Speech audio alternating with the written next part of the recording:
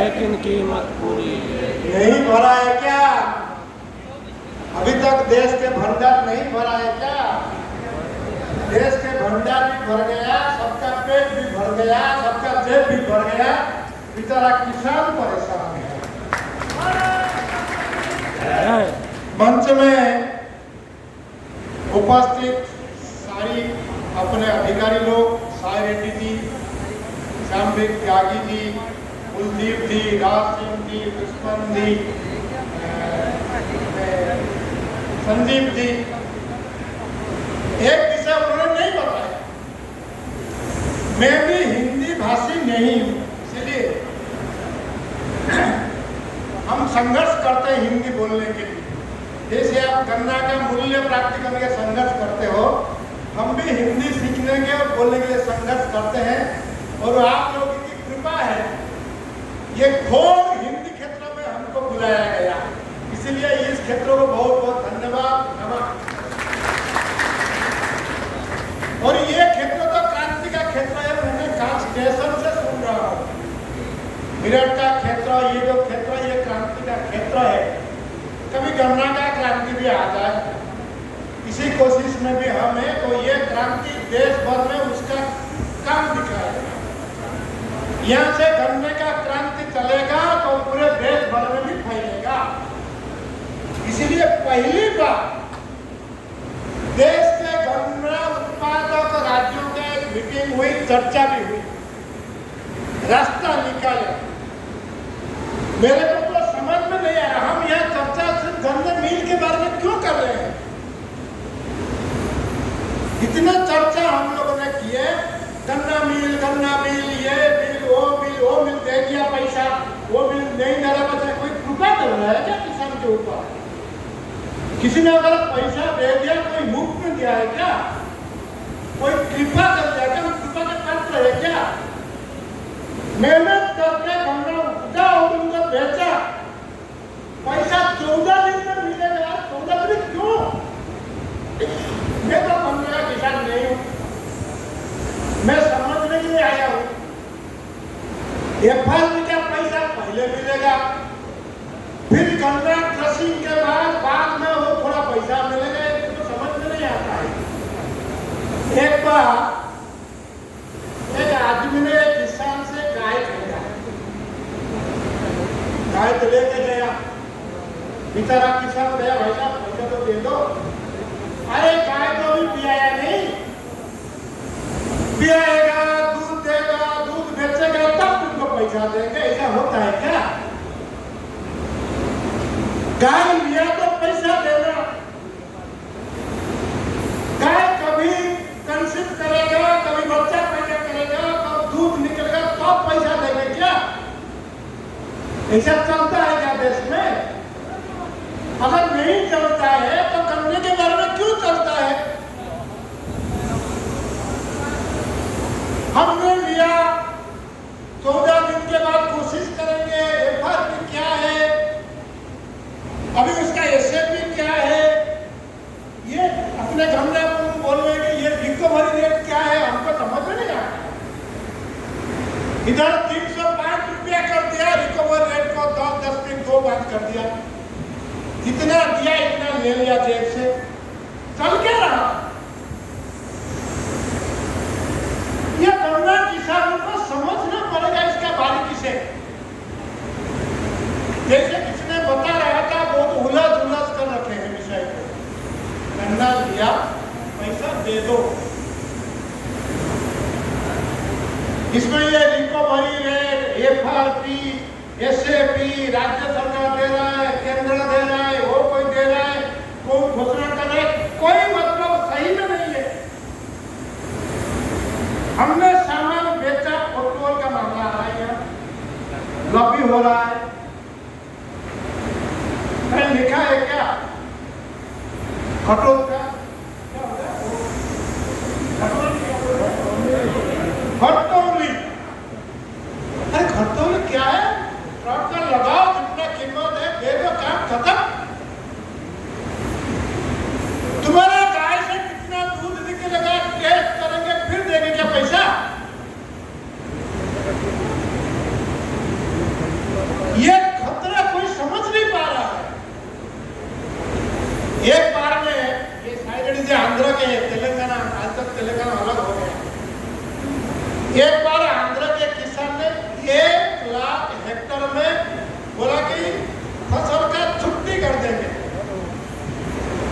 किसानों ने घोषणा कर, तब घोषणा कर दी, खेती जोतना बंद कर दिया किसान 1 लाख हेक्टेयर में। आंध्र का एक कोयम सीमा एरिया है, तो भाग भाग के हम गया। अरे भाई साहब, किसान तो खेती करेगा ही, नहीं तो लोग भूखे मर जाएंगे। अभी कोविड में क्या हुआ, ये हॉल भी बंद था, ये रसोई भी बंद था। अभी गाड़ी हटाने के बोल रहे, गाड़ी भी बंद थे, रास्ता भी बंद था, फैक्ट्रियां भी बंद थे, सारी ऑफिस बंद थे, कार्यालय बंद थे। ये देश को जनता को खिलाया किसने? कोविड मार रहा था लोगों को, कोरोना मार रहा था, अगर उनको जिंदा रखा तो किसानों ने उनको जिंदा रखा। ये देश को समझ में नहीं आ रहा है क्या? जब किसानों ने फसल की छुट्टी घोषणा करी आंध्र प्रदेश में, हमने जाकर चर्चा किया, क्या हाल है, आप अगर खेती रोक दोगी तो लोग मर जाएंगे। हमारा जिम्मेदारी है दुनिया को खिलाना। हम उसका अपना कौन माने हैं, देश के हम भंडार भरेंगे, लेकिन कीमत पूरी लेंगे। भंडार तो भरेंगे, किसी को भूखा मरने नहीं देंगे। जब किसानों को मैंने समझाया आंध्र प्रदेश में, वो बोले कि भाई साहब, हमारा धान बिक नहीं रहा। क्यों नहीं बिक रहा है? थोड़ा बारिश हो गया, फसल पकने के समय थोड़ा लाल रंग हो गया तो नहीं खरीद रहे। और उस समय उनका मुख्यमंत्री मर गया हेलीकॉप्टर से गिर के, इसलिए मुख्यमंत्री होगा तो क्या करेगा? वो क्या था मुख्यमंत्री का नाम? राजशेखर रेड्डी। वो बेचारा हेलीकॉप्टर में दुर्घटना में मर गया। सरकार कोई नहीं है, किसान का धान खरीदा नहीं जा रहा है, किसान परेशान है। तो आंदोलन को हमने तेज किया, हंगामा मचा, पार्लियामेंट की समिति बनी और उसका नेतृत्व आपके उत्तर प्रदेश के राजनाथ सिंह जी के पास आया। वो टीम लेके गए वहां घूमने के लिए, क्या हाल है वहां, बोले कि तो किसान से तो बैठा है। बात हुआ हम लोगों के साथ, हम बोला कि भाई साहब छोटी सी बात है, धान तो खरीद लो, आज खरीद लो, कल खेती शुरू। सारे किसान हमारा नेता है, हम मानते हैं, हर किसान हमारा नेता है। आज बोलेंगे कल खेती हो जाएगा, मगर धान तो खरीद लो। उन्होंने पूछा ये तो धान थोड़ा खराब है, मैं बोला भाई साहब ये प्राकृतिक आपदा है, हमने बारिश नहीं करवाई। ये बारिश इंद्र खोल करके रोको, बारिश नहीं करेगा, थोड़ी होता है ऐसा। इंद्र ने बारिश कराया तो फसल खराब हुआ, हो प्राकृतिक आपदा, रात से पैसा देके खरीद करो। आज खरीद करोगे, कल से खेती शुरू होगा, आपको आश्चर्य होगा। तुरंत वो आके पार्लियामेंट में रिपोर्ट दिए, सरकार के ऊपर दबाव चला। तीसरे दिन 1500 1112 चला कीमत, 1500 रुपये में धान को खरीदा गया। आपको क्या करना है? धान को शराब बनाओ, उसमें इथेनॉल बनाओ, खेती करो, कुछ भी करो। हमने खेती किया, सबको खिलाने के लिए खेती किया। अगर थोड़ा गड़बड़ हुआ, राहत को से पैसा लेके खरीद करो, किसान तो खेती करेगा, और कहीं किया। इसलिए आप, मैं समझ नहीं पा रहा वो क्या राय करना है किसान में बारे में। खरीद लेंगे, कंट्रोलिंग करेंगे, सूखा देंगे, पहले दूर का किसान का पहले ले लेंगे, बाद का किसान भरा देखता रहेगा, गन्ना सूख जाएगा, फिर ओजन भी कम हो जाएगा, पैसा कम, क्या चल क्या रहा। इसलिए सबको समझाना पड़ेगा। गन्ना एक बताया गया, गन्ना एक फसल है, मैं नहीं मानता गन्ना एक फसल है। गन्ना एक जिंदगी है, गन्ना एक व्यवस्था है। इसमें खाद का कंपनी, इसमें ट्रैक्टर का कंपनी, इसमें हार्वेस्टिंग का कंपनी, इसमें सिंचाई का व्यवस्था, उसमें जो मजदूर लगते हैं वो जो विराई करता है, चीनी निकलता है, इथेनॉल निकलता है, खाद निकलता है, तो ये सिर्फ फसल है। हजारों लाखों रुपए जिंदगी है। और आप आश्चर्य करेंगे, बीज का गंदा बीज जो देता है वो अच्छा है, गाड़ी लेके घूम रहा है, बढ़िया पैसा कमा रहा है। जो खाद बेच रहा है वो भी बड़ा बड़ा कंपनी है, कभी वो उनका नुकसान नहीं होता है। जो ट्रैक्टर बेचता है उसका नुकसान नहीं, वो फल फूल रहे हैं। जिन मिलो वो फल फूल रहे हैं। वहाँ जो आप बताया बिजली में जो बीच में क्या बोलते हैं कार्टेल बना के बैठे हैं, अधिकारियों को पैसा बोले थे, अधिकारियों का कर्मचारी मिलके 2,000 रुपया लूट रहे हैं, वो भी फल फूल रहे हैं बिना कुछ किए। चीनी का जो एक्सपोर्ट कर रहा है वो फल फूल रहे हैं, चीनी का जो इंपोर्ट कर रहे हैं वो बढ़िया है। चीनी का जो शोध केंद्र है गन्ना का, वो सारे वैज्ञानिक लाखों कमा रहे हैं, सिर्फ मर रहा है किसान। ये सारी तंत्र करने किसान के कंधे पर खड़े हैं, सारी व्यवस्था किसान के कंधे पर खड़ा कर हाथ छू रहे हैं, तो किसान बेचारा दब रहा है। पैसा दे दो, पैसा दे दो, 14 दिन में दे दो, इंटरेस्ट दे दो, ये खर्चों मत करो। ये रोना धोना कब तक चलेगा? कब तक चलेगा? ये अगर मेरा गाय कोई मेरा से गाय खरीद के ले लिया, वो सरकार कहां से आ गया? और दुनिया में कोई भी सरकार, कोई भी व्यवस्था इतना ताकतवर नहीं है जो किसान के आगे ना झुके। किसी कंपनियों का नाम हम ले रहे हैं, कौन सा कंपनी है? आज से आगाह करो, फसल खेत में खड़ा है, फसल खेत में खड़ा है, खड़ी है, क्या है, खड़ी है, जो भी है। मैं बहुत दूर से आया हूँ, 2000 किलोमीटर दूर मेरा गांव है। मैं उड़ीसा का हूँ, इसलिए थोड़ा उड़िया हिंदी गिर जाता है, कभी कभी ये भी हो जाता है,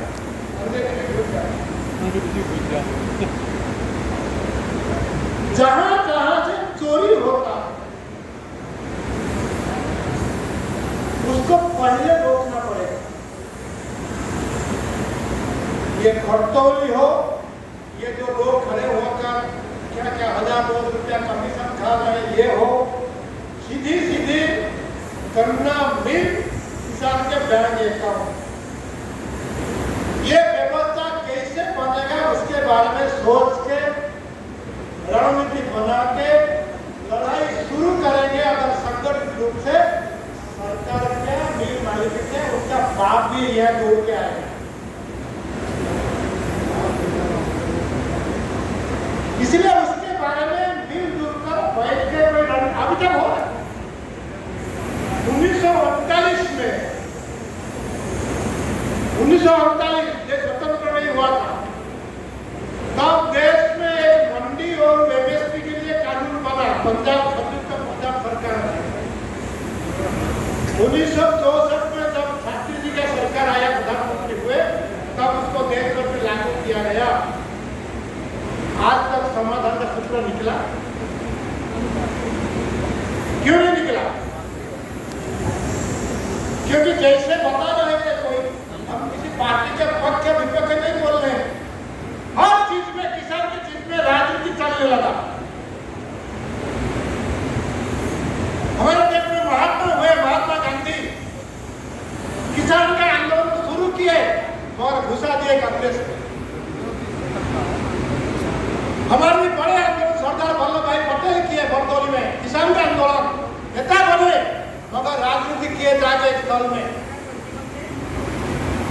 इस क्षेत्र में बिहार लेकर स्वामी सदानंद सरस्वती एक बहुत बड़े किसान नेता हुए, बड़ा संगठन किया, बड़ा आंदोलन किए, और कभी कांग्रेस पार्टी, कभी कम्युनिस्ट पार्टी में इधर करके किसान समाज 10 बार हो चुका है।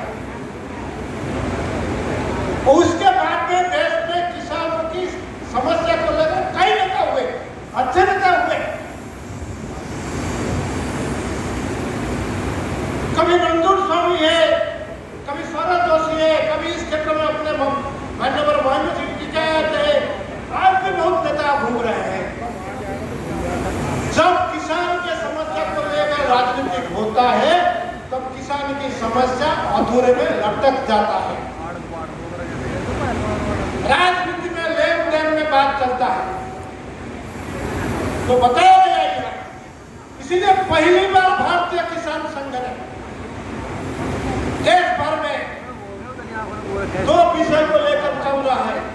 राजनीति नेता को अगल बगल में घुसने नहीं देंगे, आने नहीं देंगे और कभी भी हिंसा नहीं करेंगे। देश का ये 2 विषय लेकर चल रहे हैं, इसलिए एक एक कदम सफलता चुप रहा है। इसी को ध्यान रखकर अगर आगे बढ़ेंगे तो किसान लोगों का, गन्ने किसानों का समझौता ऐसे निकल जाएगा। थोड़ी किसको वोट देना है दे दो, कोई आपत्ति नहीं है। जिसका जिस पार्टी में मन है उसमें बात करो, उनको वोट भी दो, उनको जिताओ, कोई आपत्ति नहीं है। मगर जब किसान का विषय आता है, उस विषय आता है तो उसको थोड़ा दिमाग से निकालो। शुद्ध रूप से खेती किसानी के बारे में चर्चा करना, शुद्ध रूप से किसान की समस्या के बारे में चर्चा करना, तब जाके ये समस्या का समाधान होगा। समाधान होगा कैसे? झगड़ा जब होता है समाधान का रास्ता लोग ढूंढते हैं। एक बार ये मैंने किस संत से सुना था, एक बार 5 अंगुली ने झगड़ा किया अपने आपस में, कौन बड़ा है? ये बोला आप दिखने का इतना बोलने में तिलक लगाता हूँ मैं, इसलिए मैं बड़ा हूँ। ये बोला कि तुम बड़ा हो, और कोई गड़बड़ करते हैं, हल्ला गुल्ला करते हैं, चुप, तुम करते हैं सबको चुप, मैं कराता हूँ। तुम बोलोगे चुप, वो चुप करेगा क्या? किसी लड़के बदमाश करके, तो बच्चे बदमाश करते हैं, चुप हो गया, बोलेंगे चुप होगा क्या? कितने बोलेंगे है बच्चा चुप, तो डरता है, इसलिए मैं बड़ा हूँ। तीसरा मेरा बच्चा वो निकला, बोला कि भाई साहब तुम क्यों झगड़ा कर रहे हो, दिखने रहा है मैं बड़ा हूँ, ये बोलने में क्या बड़ा हूँ नहीं दिखता है। तो ये तो अंगूठा निकला, ये बोला कि काहे क्या बड़ा है? जब पूजा पाठ होता है तो घास का तो अंगूठी मैं पहनता हूँ, शादी विवाह में बड़े दामी अंगूठा मैं पहनता हूँ। घर को पता नहीं, आपको पता है जिसने शादी किया है उनको पता है अंगूठा यह पहनते हैं, इसलिए मैं बड़ा हूँ। अच्छे काम में मैं लगता हूँ तो मैं बड़ा हूँ। ये जो आखिर क्या अंगूठा था, तेरा कौन सा बड़ा है? तो हंस लगे, अरे डूंगरू वाला तुम क्या चिंता है, क्यों मारता हो? बोला कि देखो तुम जब जोर लगाते हो, इसको मारते हो, तुम चारों का भार कौन वहन करता है? मैं, इसलिए मैं बड़ा हूँ। हो गई काम, समाधान कहां से निकलेगा? तो एक संत के पास गए, भाई साहब झगड़ा हो गया, बीच में बड़ा कौन पता करता है? ये बोलता है कि मैं तिलक लगाता हूँ मैं बड़ा हूँ, ये हमको खुद करता हूँ मैं बड़ा हूँ, ये बोलता है मैं बड़ा हूँ ही, ये बोलता है कि अच्छा उल्टा मेरा पहनता हूँ मैं बड़ा हूँ, तो ये बोलता है कि सबका भार नहीं लेता हूँ मैं बड़ा हूँ, तो बड़ा कौन है? तो उन्होंने बोलता है काम करो, एक पानी का गिलास उठाओ पी लो। तो अकेला अंगूठी उठा लेगा, पी लेगा पानी, वही बड़ा है। सब कोशिश किए, नहीं हुआ, सब मिलकर उठा है तो सबका भला हुआ, पानी पिया शरीर, अंगूठा में आता। इसलिए अलग अलग बात, अलग अलग विचार हो सकते हैं, मगर गन्ना किसान का समस्या एक तो है ना। इसलिए एक विषय को लेकर इकट्ठा आकर हम लड़ेंगे और इसमें किसी का नुकसान नहीं है। खाद कंपनी का अच्छा है, ट्रैक्टर कंपनी का अच्छा है, बीज वालों का अच्छा है, गन्ना किसानों का अच्छा होगा, मिल मालिकों का भी अच्छा होगा। चीनी बेचेंगे तो पैसा देंगे, शराब बेचोगे तो क्या करोगे, इथेनॉल बेचोगे तो क्या करोगे, खाद बेचोगे तो क्या करोगे? किने अपने साइड में सब गिनाया कितने प्रकार का होता है। तो आपने मेरे से गाय लिया, हमको पैसा दे दो, इतना भी सर आपसे, आपने हमसे बता दिया, हमारे खाते में पैसा डाल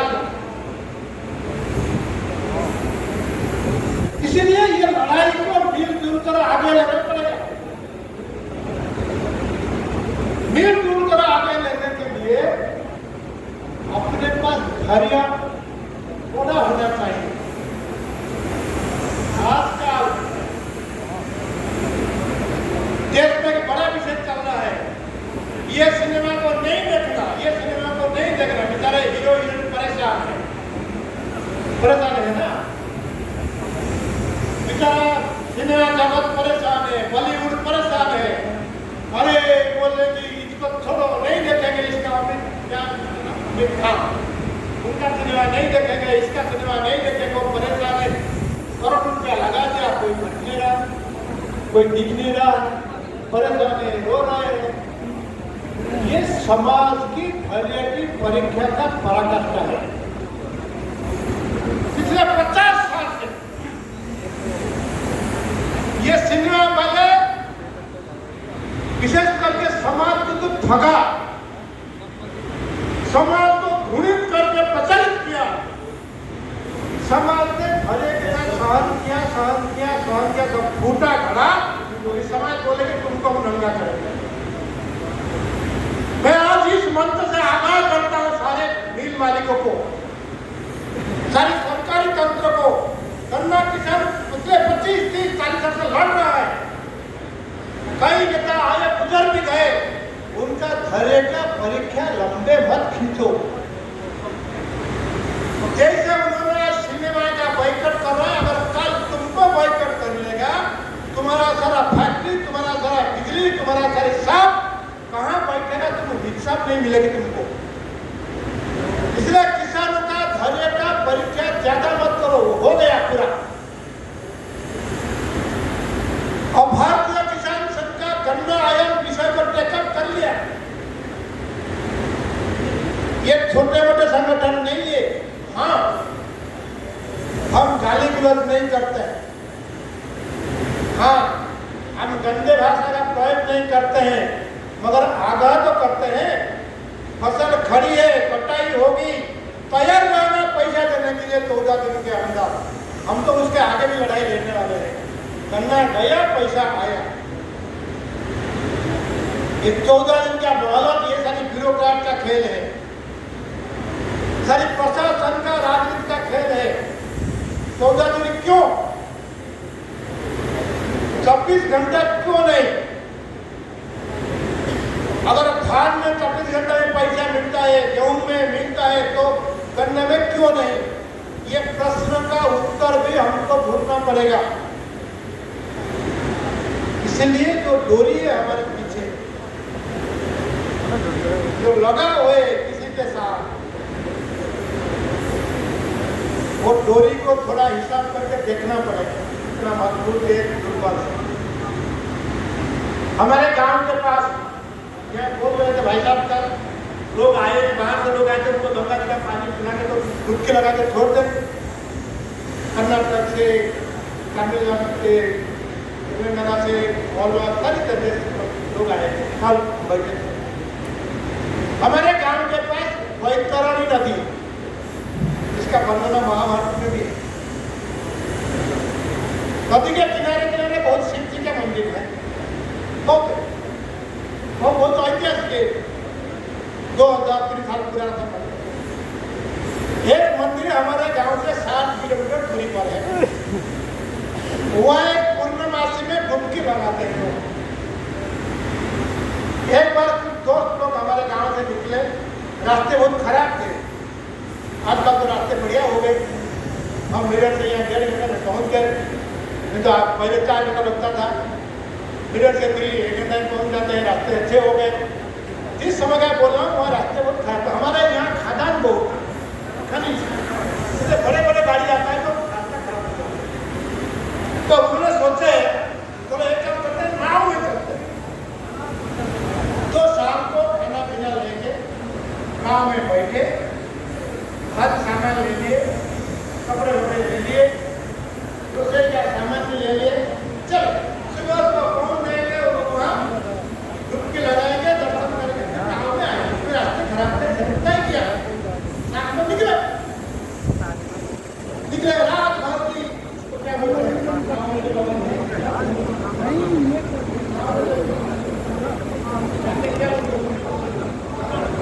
चप्पू रात भर